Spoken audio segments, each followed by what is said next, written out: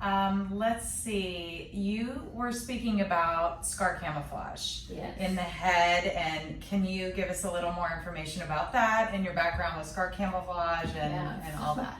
So Really my cool. background's actually plastic surgery. I spent the last 11 years assisting in surgery with a really good surgeon in Newport Beach. I've actually worked with a couple really well-known ones here. So in that field, I actually started doing the paramedical pigmentation, doing scar camouflage. So my whole background is scars. I've done mastectomies, I do stretch marks, I've really just dealt with scars for so many years.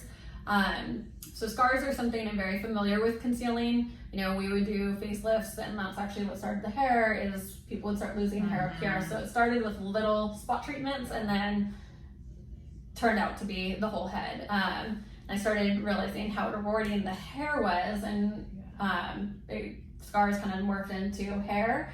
But I still do scars. Scars are kind of specialty. I actually love working with scar tissue. You may hear a lot of people who do like permanent makeup or tattoo artists who say you can't tattoo scar tissue. Very wrong. You just have to understand the techniques. I've done dual training. I'm actually dual trained in paramedical pigmentation. So I did first portion of my training in Redondo Beach, California.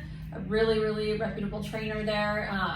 And then when I started really getting more into hair, I wanted to do another training, which I actually went all the way out to the UK and spent a while in the UK training with the inventor of scalp micropigmentation. That's huge. Yeah, it was fun, you know, but the technique for traditional SMP or scalp micropigmentation is for bald people, which I do love doing, but a good majority of my patients do not want to shave their head.